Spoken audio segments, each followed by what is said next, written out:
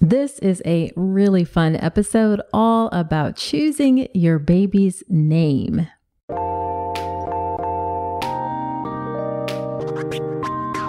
Welcome to the All About Pregnancy and Birth podcast. I'm Dr. Nicole Calloway Rankins, a board-certified OBGYN who's been in practice for nearly 15 years. I've had the privilege of helping over 1,000 babies into this world, and I'm here to help you be calm, confident, and empowered to have a beautiful pregnancy and birth. Quick note, this podcast is for educational purposes only and is not a substitute for medical advice. Check out the full disclaimer at drnicolerankins.com/disclaimer. Now let's get to it. Well, hey, welcome to another episode of the podcast. This is episode number 126. Thank you for being here with me today.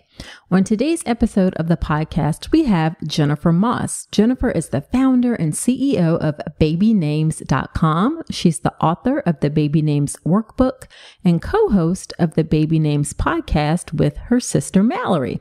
In the past 25 years since the launch of babynames.com, Jennifer has worked with thousands of parents to find their perfect name. She's been featured on CNN, The Today Show, The List, and in hundreds of top media outlets as a go-to expert on names and naming.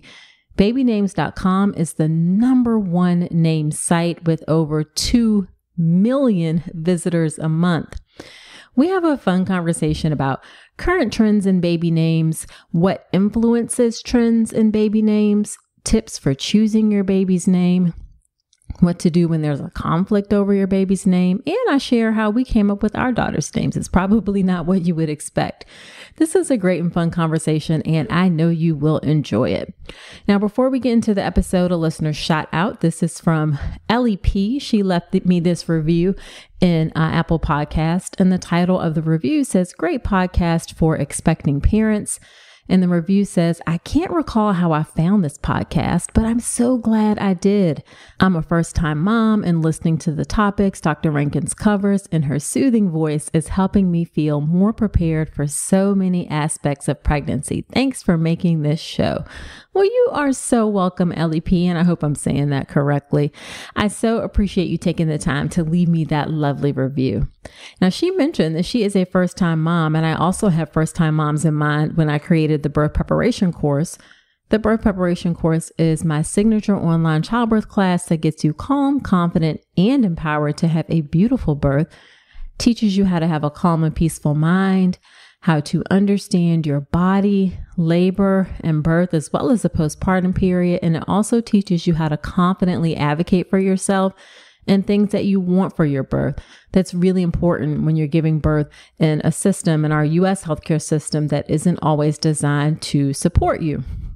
The value in this course is unmatched. You can check out all the details at drnicolerankins.com/enroll. I've had over 1,000 mamas join the course. I've had the privilege of serving them there, and I would love to serve you too. So check it out again at drnicolerankins.com/enroll. All right, let's get into the episode with Jennifer Moss from babynames.com.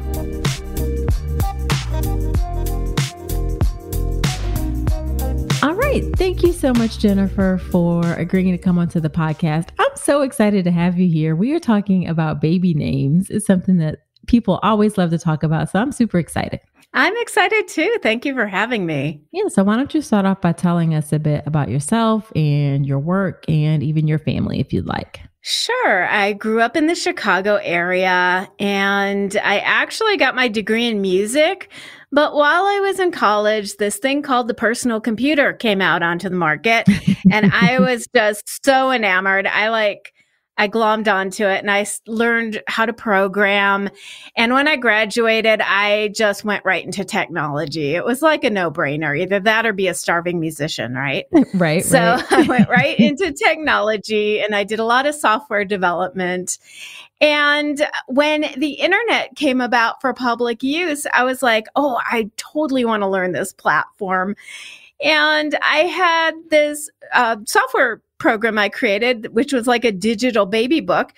in which I included a database of names and meanings because I've always been fascinated with names and naming my whole life. Right. And I had just had a child, so I had just gone through the process. And so I was like, I'm just going to put this database online and just practice.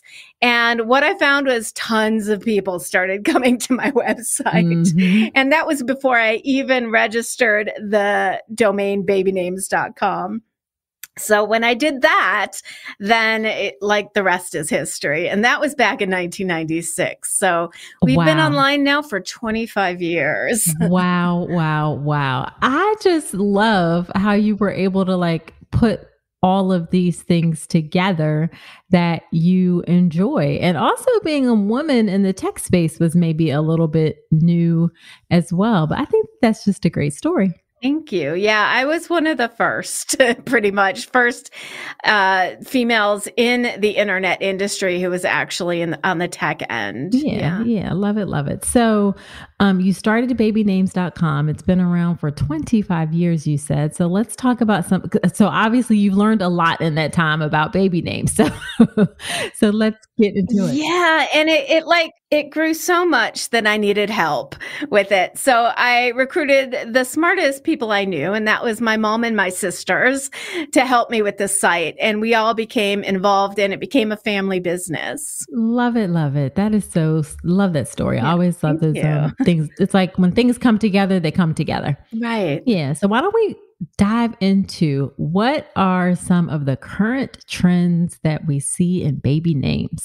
It's so fascinating. Because I'm a data person. So I just love diving into the data from our website and looking at the trends.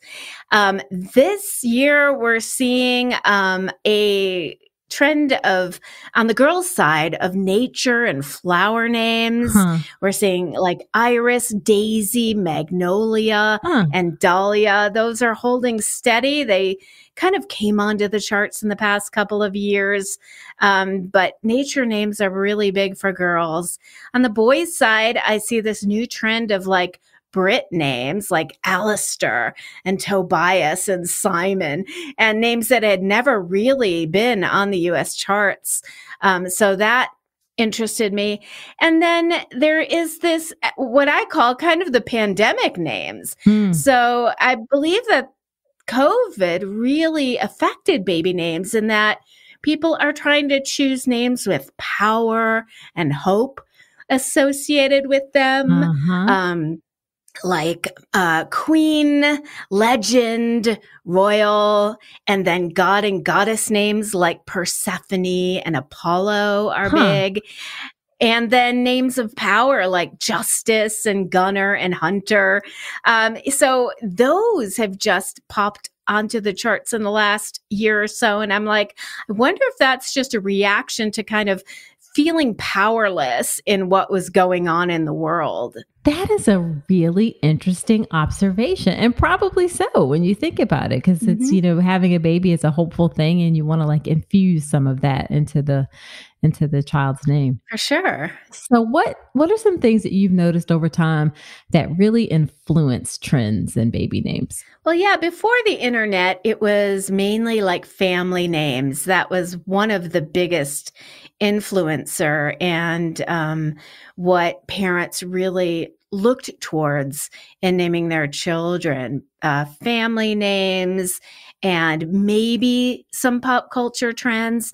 But I've seen that since the mid 90s and through the 2000s, pop culture really has had a huge influence on baby naming. So that would include celebrities, celebrity babies, beloved characters in both literature and television and movies have had a big influence.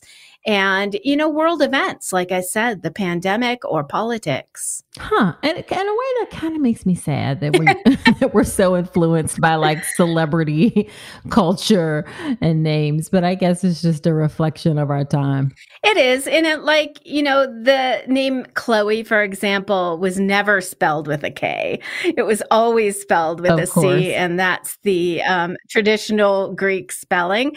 But then, the Kardashians came into our zeitgeist, and then suddenly babies were being named Chloe with a K. So you can see direct correlations like that. Yeah, I'm sure. All right. So what are some suggestions that you have? And we can do at least 3, but maybe more if you have any, for how folks should approach choosing their baby's name. Well, one is don't make your child's name a joke. We've seen that all before. And, like if your last name is Ball, don't name your daughter Crystal, because you don't understand what they're going to have to go through their entire lives when people laugh at them when they introduce themselves. I mean, imagine that taking a toll.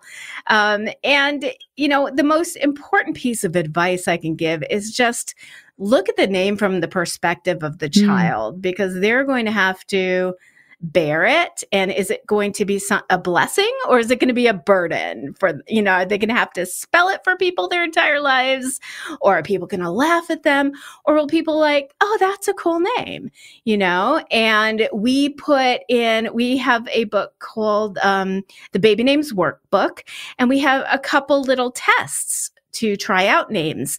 And one of those tests is the coffee shop test. So go to the coffee shop with a name that you're considering and give the name to the barista and see how they react to that. Can they spell it? Do they laugh? Do they react at all?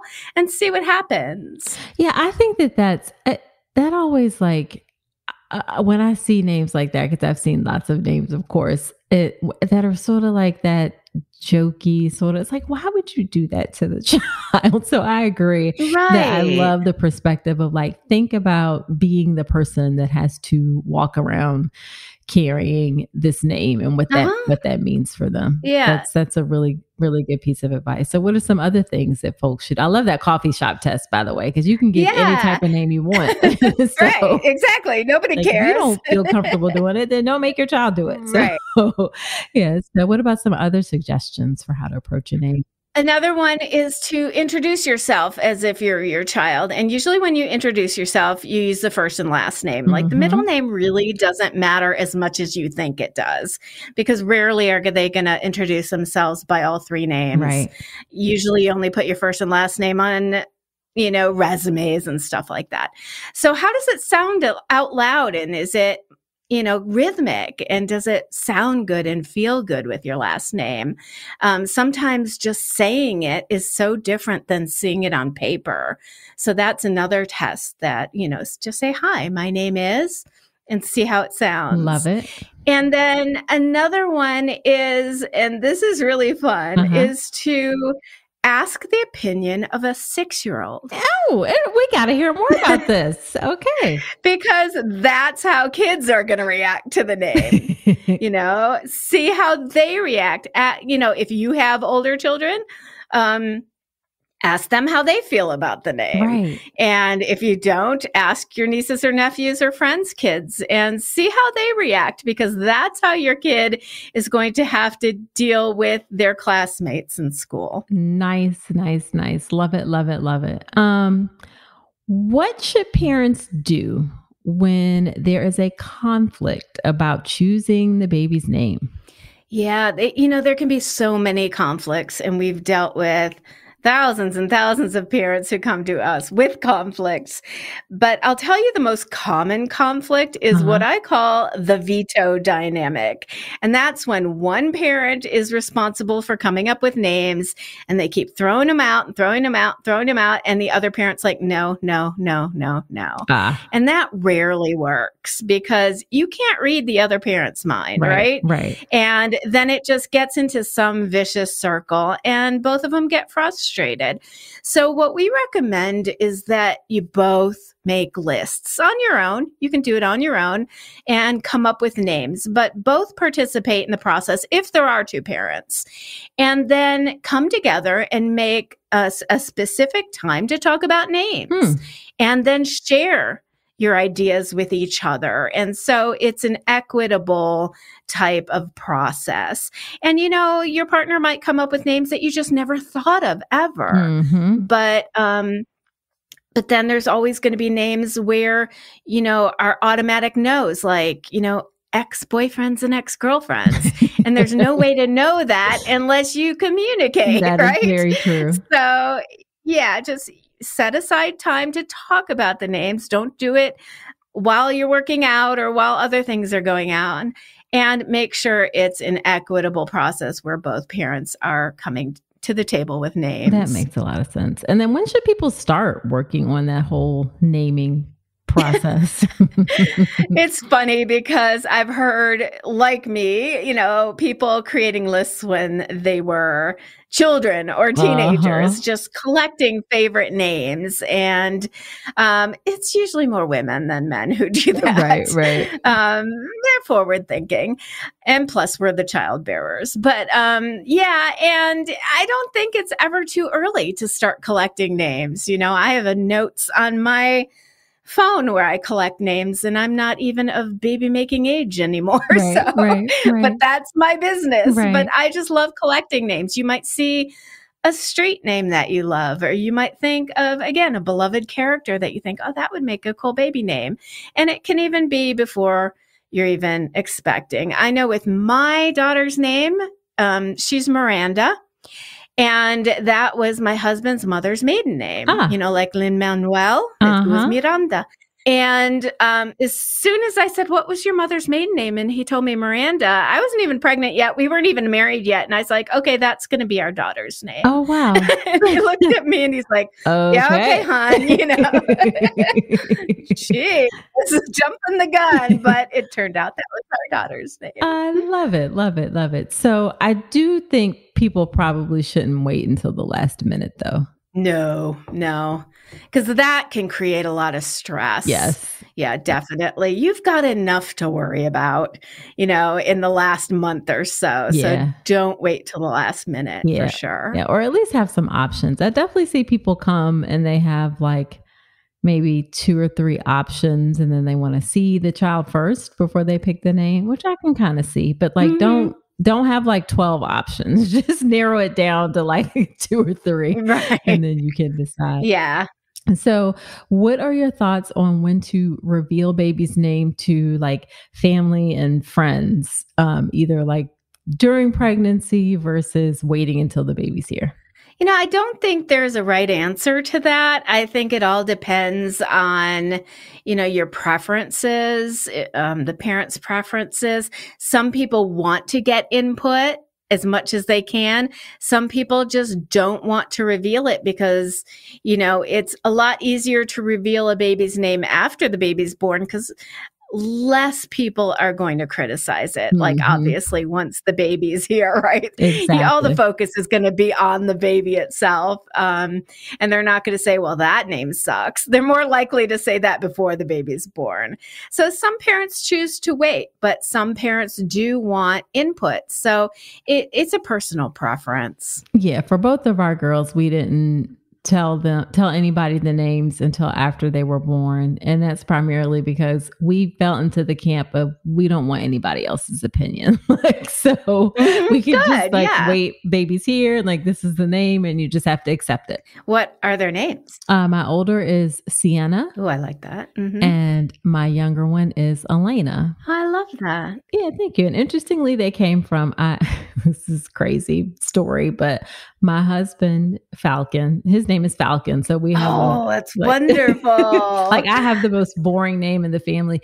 He is a massive like Formula One race car driver. And his favorite driver was someone named Ayrton Senna, who was from Brazil. So he's like, I really want a daughter named Sienna. And I was like, okay, fine, whatever. So her first name is Sienna and her middle name is a family name. Oh, cool. Yeah, and then the younger one is another driver. They were like his biggest rival, but also like they were friends, was Alain Prost. He's French. And the French version of Alan is Elena. So that's how we came up with our names. Weird story. Like, yes, our I children love that are named story. related to Formula One race car drivers. So anyway. Yeah, it's very unique. Never heard that before. Yeah, and then her middle name is also a family name. Yeah. Okay. So what happens if you want to change your baby's name? That's a great question. People have written to us saying, I just don't feel right about it. He doesn't seem like a Simon or something like that. Right. And I'd say, if it's before a year, it's okay. Go ahead and change it. I mean, there are reasons to change a child's name. Like, what if you had, 10 years ago chosen Jeffrey Epstein, for example? Like if somebody comes out and there's a really negative connotation to the name, you might want to think about changing it or having them go by their middle name. But then after a year, I would say consult a child psychologist because, the message you're sending is that the name is so tied to identity that you're rejecting them in some way. So, I'm not a psychologist, but I'd say be careful with older children if you want to change their names and consult somebody before you do so you can investigate why you feel the need to change it. That's a really, really, really good advice. And then I guess legally, is it complex? Does it depend on where you are? Like how legally complex is it to change your baby's name? It depends on the state. We have a section on our website about changing your name, no matter how old you are. And it depends on the state. And they just pretty much want to make sure that you're not doing it for nefarious reasons, that you're not trying to evade the law or a warrant or something to that effect. Right.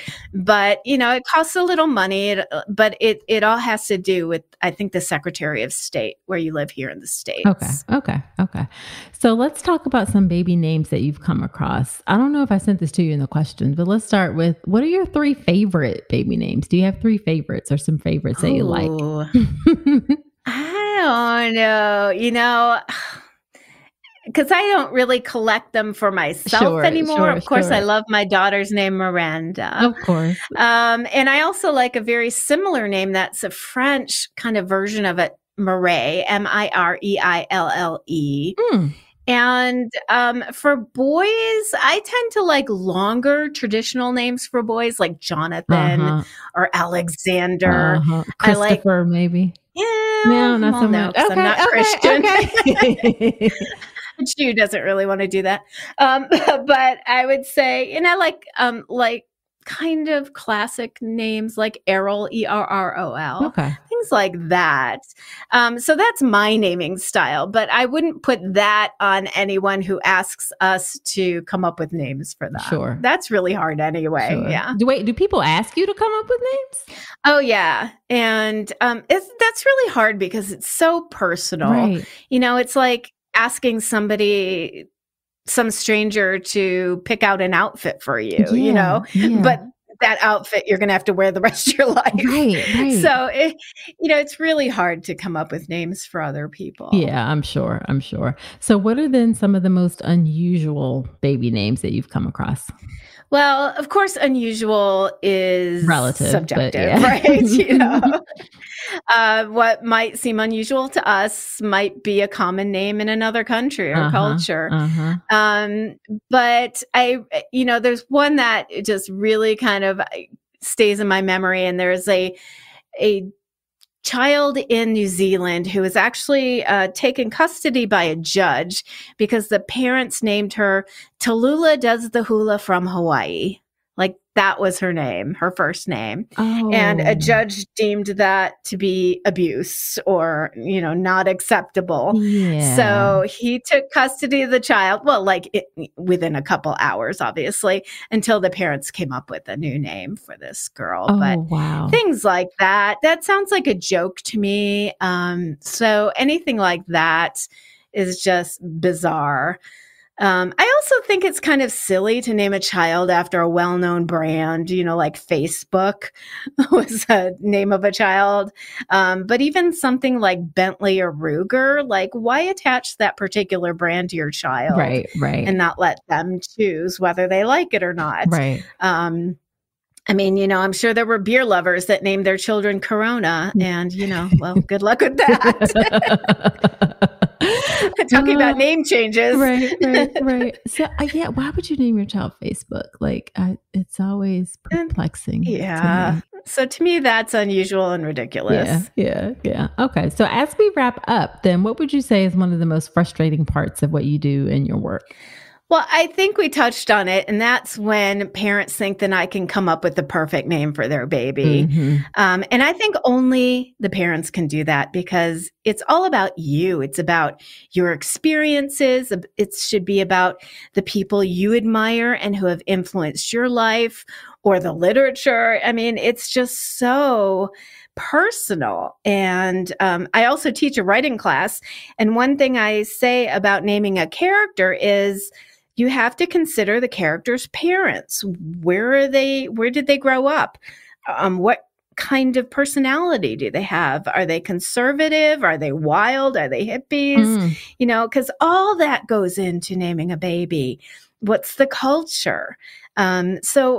So there's so much that goes into it, even just like minutia, that I don't think another person, especially a stranger, can do that for you. Sure. Yeah, absolutely. And then on the flip side, what's the most rewarding part? I can guess, but what's the most rewarding part? Well, because our site's been around for 25 years, sometimes I forget that it's a household name. So when I meet someone and they've heard of our site or used it, and that is just so fun for me. They're like, oh yeah, I know that. I've been to that. That helped me name my baby. And that is extremely rewarding. And because it's been around for 25 years, the babies who were born then are now having babies. So wow. We're now into our second generation. And to me, that's just so cool. That is so cool. Yeah, I was going to say, I guess that it was rewarding when people are like, I used your site and I found my baby's name and things like that. So yeah, love it. So what is your favorite piece of advice that you would give to expectant families? I'd say start early so you don't have to stress about it. But the name is one of the most important things that you're going to be bestowing upon your child. More important than the crib or the layette or how you decorate the nursery. And remember, you're not just naming a baby, you're also naming an adult. That is true. That is very, very, very true. All right. So where can people find you? Well, you can always come to our website, babynames.com. And my sister and I have a podcast. We're currently in our 4th season, and it's called the Baby Names Podcast. And you don't have to be expecting to enjoy it. It's all about names. And we go into one name subject every episode, and we report on celebrity baby name news and then take questions from our listeners. Oh, so cool. All right. And you said the website is babynames.com, of course. Right. Okay. And I'm sure that the podcasts and all the other links and things are there as well. Right. On all the major players. All right. Perfect. Well, thank you so much for coming on. This was a fun episode. I know folks are going to find it very useful. Well, thanks, Nicole. Thanks for having me. This has been fun.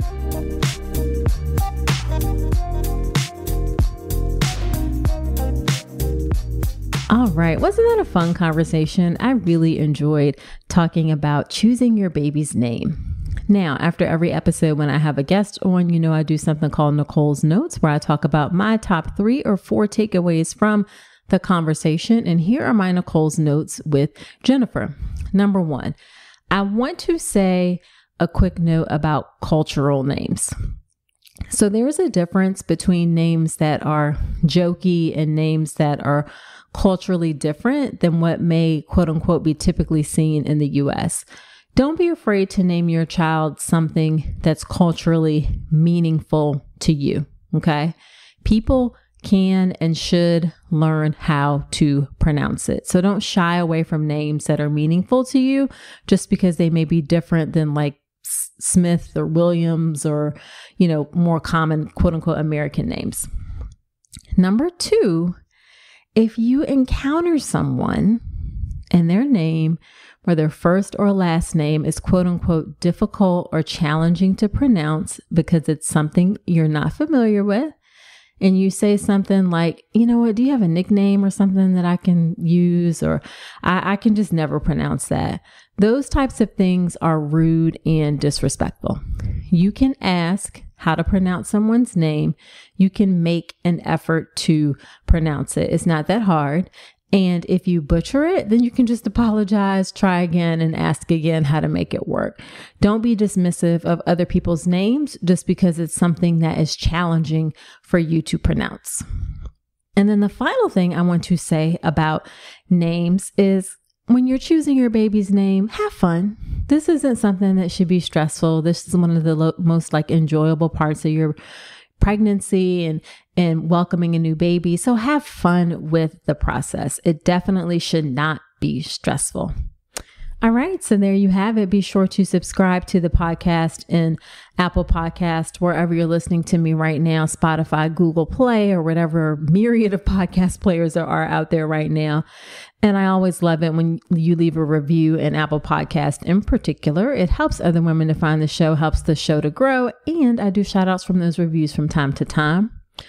Also, don't forget to check out all the details of the birth preparation course at drnicolerankins.com/enroll. Childbirth education is so important. I highly encourage, even if for some reason you don't choose the birth preparation course, but I don't know why you wouldn't choose the birth preparation course, but if for some reason you don't, then choose something for childbirth education because it is so important and it's not something that you can skip. So that's it for this episode. Do come on back next week. And until then, I wish you a beautiful pregnancy and birth. Thanks so much for listening to this episode of the All About Pregnancy and Birth podcast. Head to my website, drnicolerankins.com, to get even more great information, including free downloadable resources on how to manage pain and labor and warning signs to look out for after birth. You'll also find information on my free online class on how to make a birth plan that works, as well as everything you need to know about my signature online childbirth education class, the Birth Preparation Course. Again, that's drnicolerankins.com, and I will see you next week.